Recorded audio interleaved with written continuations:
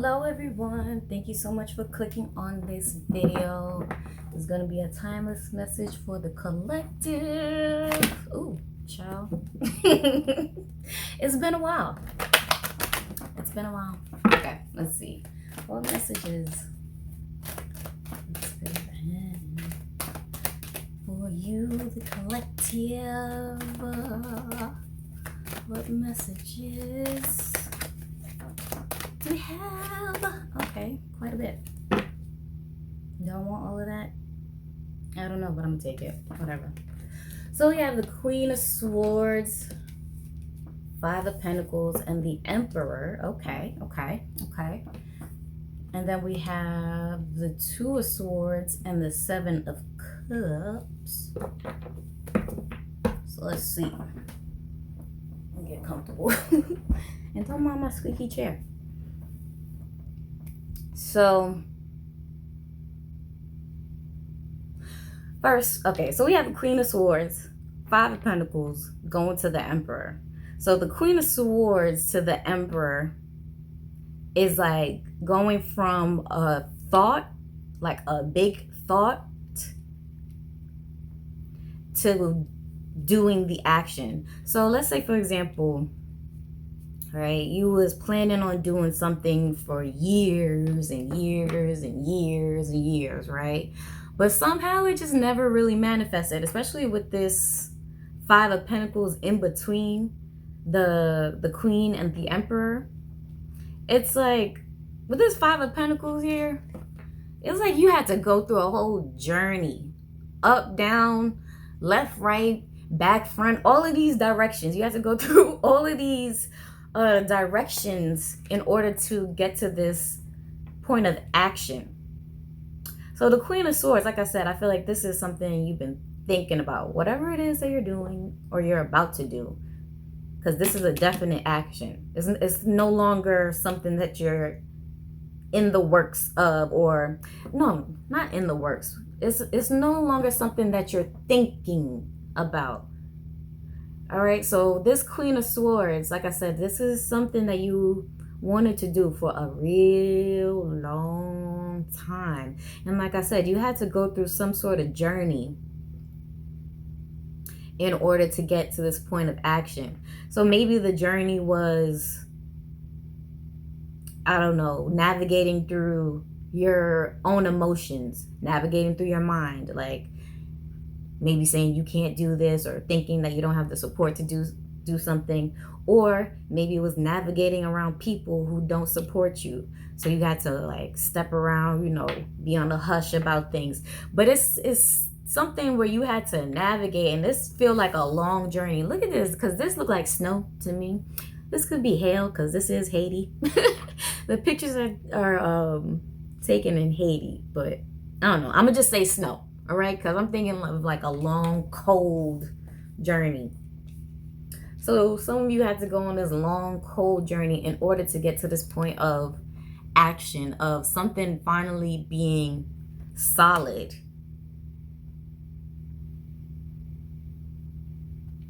Okay, so then we go over here to Two of Swords and the Seven of Cups. It's almost like, it's kind of like that cliche. It's like when you do something, like you'll gain more information, but at the same time, I feel like you have to do something with trust, with faith. Because if you look at the Two of Swords, right? She's blindfolded, but she damn sure got them. Hey. But she damn sure got them swords. I just realized. Look at that. Queen of Swords and the Two of Swords. So Queen of Swords, like I said, this is something you've been thinking about for a long time, right? You feel like you gathered all the information, but low-key you didn't. Low-key, high-key you didn't. But that's a part of the journey. I really wanted to say that's the gag, but that's not what I wanted to say. That's a part of the journey. It's like Spirit is saying, I want to say gag, because it's almost like like a cliche, like a joke. Like, you know when something is funny, but it's not really funny? Like, you mean funny, ironic? That's what I'm feeling. It's like this situation is funny. It's like, yeah, you're pondering for so long. You gathered all this information through this journey here in order for you to make this decision, and still somehow, some way, you feel blindfolded. Still somehow, some way, you feel like, I don't know what to do. But that's a part of, I'm hearing, the task. But like I said, she might be blindfolded, but she damn sure got them swords, just like the Queen of Swords, right? Move that over. Just like the Queen of Swords. So it's like Spirit saying you're protected, but you almost have to go with blind faith. And not on the negative aspect where you're just like delusional. Don't be delusional, but like blind faith as in you gotta let Spirit take the wheel. I wouldn't say Jesus take the wheel, but you know, everybody don't believe in Jesus. I don't follow Jesus either, but that's the saying. You know, when people say Jesus take the wheel, it's like Spirit take the wheel, ancestors take the wheel, universe take the wheel, whatever being or word you want to put in front of that. So like I said, you're going in blindfolded, but then there's a 7 of Cups, which is going with this energy to me. It's going with this 2 of Swords energy. It's like you might not know. This is the ultimate depiction of not knowing all the information. It's like, what the hell is this? What the hell is that? What is this? What is that? What is this? That, right? So, again, look at these 2 together. It's like blindfolded and not knowing which way to go exactly.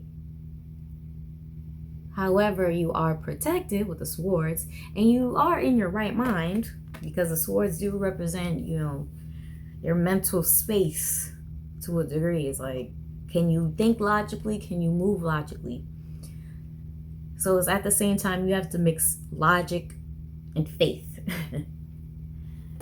Some people don't like to do that because that's like mixing science and God, but isn't that metaphysics?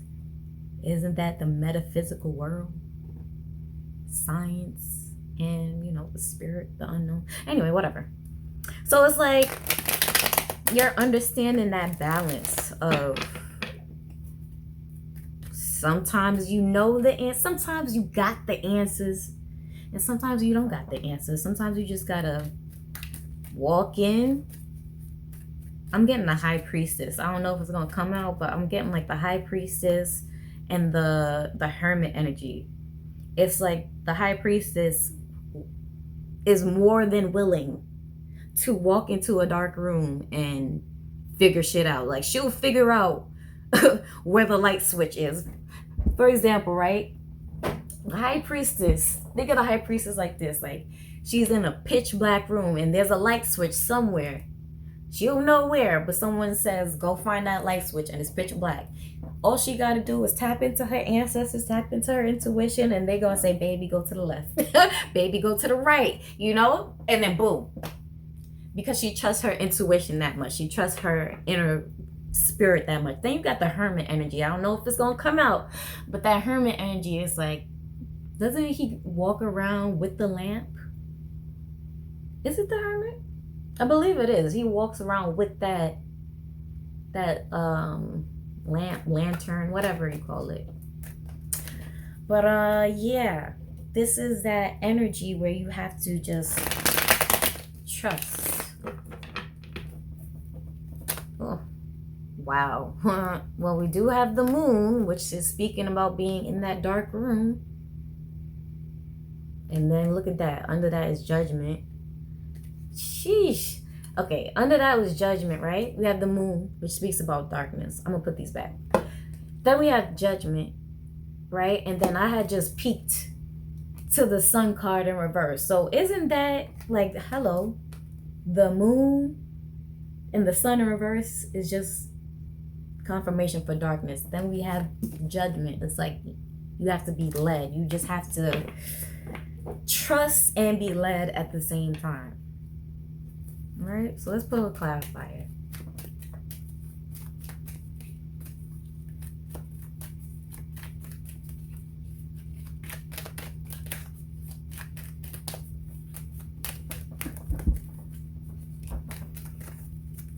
Clarify. Okay, whatever. We're gonna clarify this one then. The Magician. Lo and behold, it was you, the inner spirit that guided you. Inner spirit, guide me. Inner spirit, guide me. Inner spirit, support me. Inner spirit, support me. Okay? Yeah. So we have the Magician. The Magician is, I feel like this is self-explanatory at this point. Like, I just went on this whole rampage of like of you know, trusting yourself and being led, and here it is, you trusting, and that leads you to the magic. The magic, part of the unlocking the magic is to trust.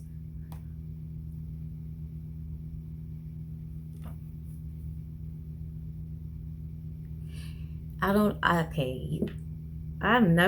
think I've ever said this before, but another thing about this darkness, right? Because you see this magician, he's green. I think in, what is it, Hindu culture? I'm not sure which deity it is, but it's blue. And essentially, that's representing the fact that it's so black, that deity is so black, like dark hued, that it's blue. You know, like black and blue, something so black it's blue. And sometimes something could be so black it gives off a green hue. So again, with that darkness, I don't know, it's like, I don't know, is this conquering the inner demons, conquering the inner dark, the shadow? Okay, there we go. That's a better term. The shadow aspects. What the hell? Yo, okay, another thing. Usually I don't even care about this bird in the box, because usually I really don't pay attention to the bird in the box. So we're gonna figure out what that means. But anyway, yeah. So the magician being green is like, it's so dark it turned green, like, but in a good way. It's so dark, like you conquered the darkness, you're now reflecting a different hue. I believe green is the heart chakra. Green is the color of the heart chakra. So yeah, this could be you, like your heart chakra is expanding. Your heart chakra is finally in line with the rest, or maybe not fully imbalanced, but is activating the fuck right now. It is activating the fuck. Okay. So it's like you're almost radiating goodness. It's, I don't know, it's like you, because look at this guy too. Like, you see, he's kind of shadowy. He's not all the way black. Like, they didn't darken him all the way. You can still see his skin, but like, he's still a shadowy.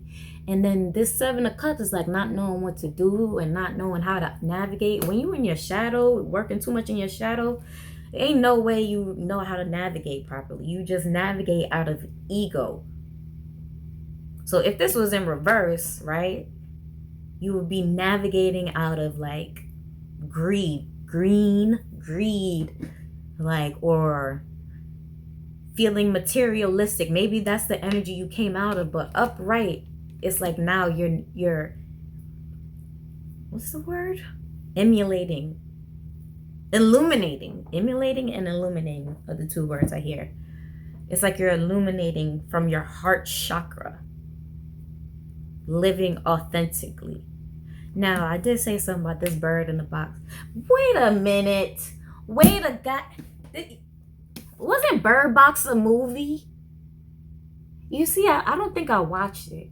See, now I think I gotta go back and watch it. Wasn't Bird Box a movie and they were blindfolded? I can't remember her name, the lead actress. She's pretty popular. But wasn't, if I'm wrong, correct me. I'm gonna feel dumb. But I have to look at. Hold on. Let me see. Let me see, y'all. Got a laptop. Ugh. Let me see. Because if I'm silly, I'm silly. I'm silly, milly, vanilly. But I don't really think so. I don't really think so. So let me look up Bird Box. We're gonna see, child. Bird Box have a 2008. Weren't they blindfolded? Sandra, yo, Spirit be talking. Thank you, Spirit, because Spirit be talking. Bird Box was a movie, and I think they were blindfolded. Let me look at the caption. Okay, so Bird Box is a 2018 American post-apocalyptic horror thriller film. Jesus Lord, just say horror. Blah blah blah. The film follows the character Mallory. I don't think I watched the movie. The film follows Sandra Bullock as she tries to protect herself and two children from entities which cause people who look at them to kill themselves. Exactly. So yeah, throughout the whole movie, basically the goal was to stay alive. The goal was to stay alive. And in order to stay alive, they had to be blindfolded, because if they looked at the entity or the entity looked at them, it would kill them. So it basically it would force them to commit suicide. So yeah, when I say I never focused on the bird in the box before, hold on, let me get clearer. Clear up, damn it. You see, clear up. There we go. When I say I never focused on the bird in the box before, that's crazy. I'm gonna read that again. The film follows Sandra Bullock as she tries to protect herself and two children from entities which cause people who look at them to kill themselves. So, she blindfolded for a reason. Or you were blindfolded for a reason. Let's put this in perspective, right? Because, that sounds all fantastical and shit. But let's say, realistically, for example, let's say if you were still in your shadow aspect, right? You was in magician in reverse, right? Let's say you was magician in reverse, just working strictly out your shadow aspect. You ain't really in tune at all. If you were to, I feel like if something were to be exposed to you, it would have caused some sort of harm. Long-term harm. And I don't want to say, suicide. That word. Unaliving. Unaliving, right? I should have been saying that, but whatever. Let's say, for example, you was running around.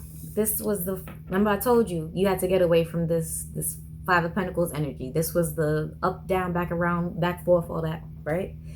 Let's say you was around the wrong people, right? And they started to get into some bullshit. And you just happen to be tagging along and just saying, hey, this is my friend. This is my friend.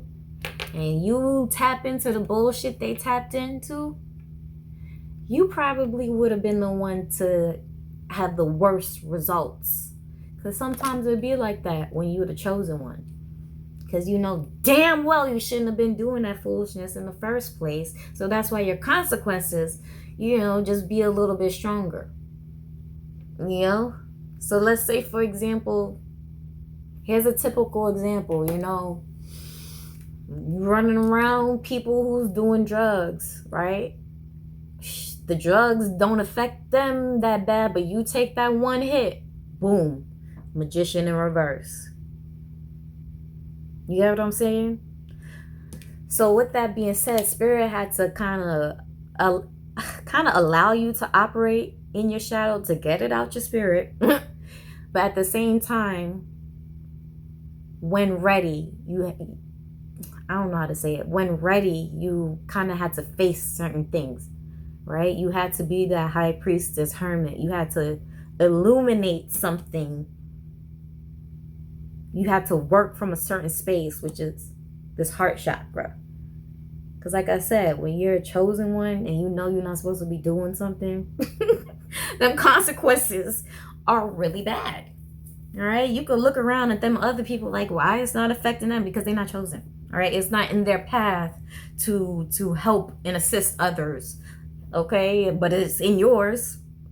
So with that being said, yeah, you know, I feel like, again, going back, because now I feel like it's starting to circle back. You had to go through such, oh yeah, the dark night of the soul. You had to go through the darkness, so deep into the darkness that you came out, shook yourself off and realized, what the fuck am I doing? And now you're illuminating green. I forgot what chakra. I think the throat chakra is blue. So take it how it resonates. You know, picture this magician resonating, wow. Giving off blue energy. So that would be you learning to speak up for yourself. But honestly, it will come through the green because you have to work through that heart space to really understand who you are and who you ain't. And that way you can move up to the throat chakra where it's like, hey, you got to speak up. You're able to verbalize. And then you move up to the third eye and then move up to the crown. Okay? And you get what I'm saying. You get what I'm saying. You get what I'm saying. All right? So with that being said, I'm doing a little oracle. I do. Pause this, come back. Okay. Kind of want to pull, I'm saying pull both. I'll pull from this deck and from the goddess deck. Oracle message.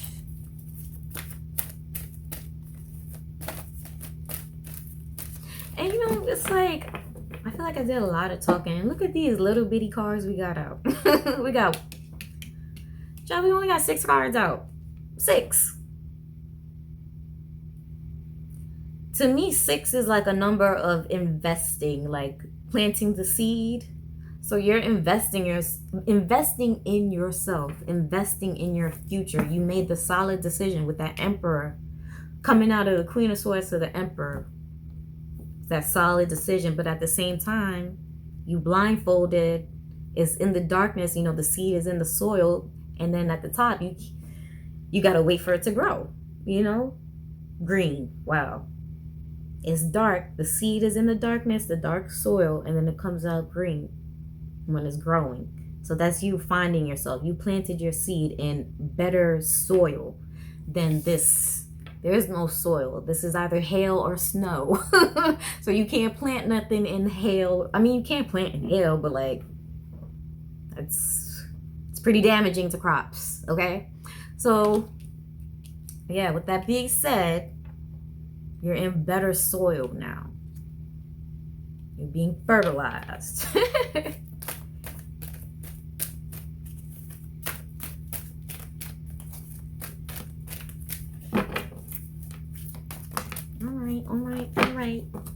All right. I'm hearing that Mary J song. If you look at my life, see what I see. My life is a sunshine. All right, take out resonate. So we have White Hen, Fancy Cat, and Policeman. What that mean? So White Hen. First thing I put was self-discovery to the light. So finding the light. Fancy Cat, the first thing I put was remembering your lineage. So remembering who you are. You are chosen. You are chosen. When I say chosen, it's like you're chosen to do a divine mission. You've chosen to be the one to break a curse in your family. Break a generational curse. So self-discovery leading to remembering who you are There you go. Something like that. And then we have policeman. So getting rid of, the energy that's unwanted around you. So I think that's yeah. Yeah. It's like you have to find the light, remember who you are, and then finally get rid of it. And I feel like this is policeman because, like, when you nobody really I guess some people, right? Some people don't like the police, right? So some people that you were hanging out with could see you as like too uptight. You don't do this no more. What you gonna tell on us? And it's like, I'll just let you do you. But these people almost feel like put it like this: they feel your authority. Since you found yourself and you no longer tolerate certain things, they feel your authority. And not everybody's gonna like that. Okay? So, yeah, let's pull a goddess and then we could close it up.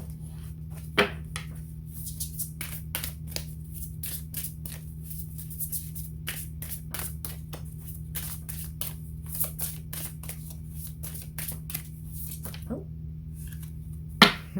Popped right out. You saw that, right? So we have Sekhmet, goddess Sekhmet. And she is the wounded healer. Ain't that is something. Bottom of the deck we have Satira, brazen. So yeah, got beat up through the darkness, through this journey, not being able to see you. The trip, fell a few times, got up, tripped again, got up, tripped again, and got up, right? But at the same time, you still found a way to heal. You still found a way to